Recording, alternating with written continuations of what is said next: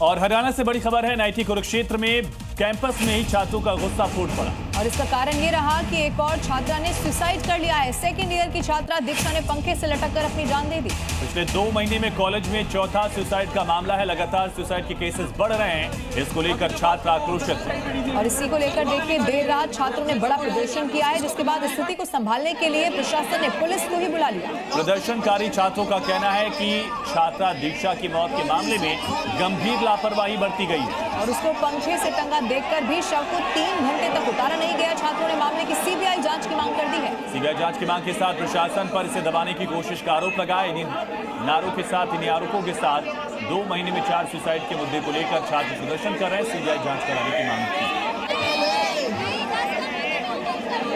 मेरी दोस्त जो थी वो उसने सुसाइड कमिट करी थी और वो हैंग हो रखी थी पंखे के ऊपर। और हमने मतलब मेरी फ्रेंड थी उस टाइम पे, मैं नहीं थी उधर, तो उन्होंने जाके वार्डन को बोल दिया था कि किसी ने सुसाइड करी है। तो वो कहते हैं कि मतलब उन्होंने गेट नहीं खोला है। बेसिकली उन्होंने गेट नहीं खोला है। गुड़िया कितनी देर बाद आपने ये वार्डन को सूचित कर दिया था? आधे घंटे बाद और 20 मिनट बाद।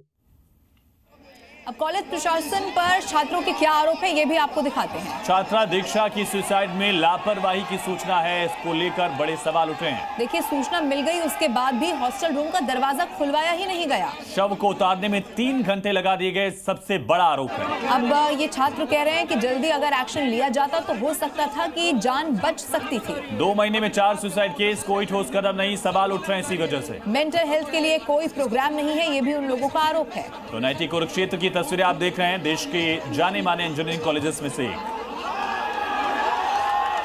तो इसी बीच एक बड़ी खबर है, ओवैसी ने महिला आरक्षण को लेकर बड़ा बयान दिया। कानून से विपक्ष कमजोर हो जाएगा, ये कहा। परिसीमन संघीय ढांचे पर हमला है, यह असदुद्दीन ओवैसी की तरफ से कहा गया। समूचा विपक्ष इसी तरह का आरोप सरकार पर लगा रहा है और उसी बात को आगे बढ़ाते हुए असदुद्दीन ओवैसी खास करके दक्षिण भारत के पार्टियों की तरफ से लगातार मुद्दा उठाया जा रहा है कि परिसीमन के जरिए दक्षिण का प्रतिनिधित्व कमजोर होगा। लेकिन पीएम मोदी और अमित शाह ने लगातार दोहराया कि उनको उन्हीं के रेशियो में, उसी आधार पर सबको बराबर ये सीटें मिलेंगी। रियासती असेंबली इलेक्शन मसरूफ है। ये हुकूमत पैगाम ये देना चाहती है कि अपनी वहशी अक्सरियत से कानून बनाएंगे। अगर ये 3 बिल कानून बन जाएंगे तो अपोजिशन की आवाज नहीं के बराबर इस ऐवान में हो जाएगी। और इस आईनी तरमीमी बिल को अगर आप हदबंदी बिल के साथ पढ़ेंगे तो आबादी की बुनियाद पर सीट दी जाएगी। जिसकी आबादी ज्यादा होगी उनको ज्यादा सीटें मिलेंगी, जिनकी कम होगी उनको कम मिलेगी। हदबंदी हर 10 साल बाद नहीं होगा सर, ना मर्दमशुमारी की बुनियाद पर होगा, बल्कि हुकूमत फैसला करेगी कि हदबंदी होगी या नहीं। अगर होगा तो किस साल की मर्दमशुमारी पर होगा। सर मैं इलाका वादियत को नहीं मानता, ना उसको फरोग देता हूं, मगर हमारी आइन की तमहीद में फ्रेटर्निटी का लफ्ज लिखा गया, भाईचारगी का। ये बहुत अहम है हमारे मुल्क की इत्तेहाद और सालमियत को मजबूत करने का। और उत्तर प्रदेश में अपराधियों के खिलाफ बड़ा एक्शन हो रहा है। जालौन में चोर के गिरोह से पुलिस की मुठभेड़ हो गई है। एनकाउंटर में 3 शातिर चोरों को धर दबोचा गया। हाथरस में पत्रकार हत्याकांड में एक्शन लिया गया, एक बड़ी कार्रवाई की गई। मुख्य आरोपी की फैक्ट्री को भी उसके बाद सीज कर दिया गया है। अभी तक की बात की जाए तो 10 आरोपियों को गिरफ्तार किया जा चुका है। इसी तरह से बरेली में भी एनकाउंटर हुआ। 5,80,000 के कैश के साथ 2 आरोपी पकड़े गए हैं।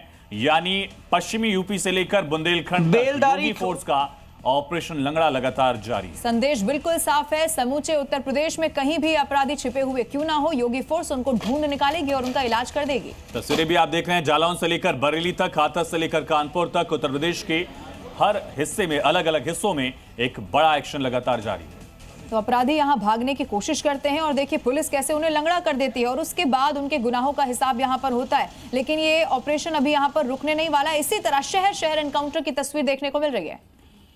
और इसी बीच एक और बड़ी खबर का रुख करेंगे। रोहित शेट्टी फायरिंग मामले से जुड़ी बड़ी खबर है। मुख्य आरोपी उत्तर प्रदेश के आगरा से गिरफ्तार हो गया है। आरोपी प्रदीप उर्फ गट्टू को पुलिस ने पकड़ लिया है। मुंबई आगरा पुलिस ने ज्वाइंट ऑपरेशन किया। 1 फरवरी को रोहित शेट्टी के घर पर फायरिंग का ये पूरा मामला सामने आया था। अब आरोपी छोटू को गिरफ्तार किया गया है, बड़ा एक्शन लिया गया। उसके बाद से ही लगातार ढूंढने की कोशिश इस आरोपी को की जा रही थी। इसकी तस्वीर भी जरा देखिए। प्रदीप इसका नाम बताया जा रहा है, छोटू के नाम से इसे वहां बुलाया जाता था और अब ये पुलिस की गिरफ्त में है।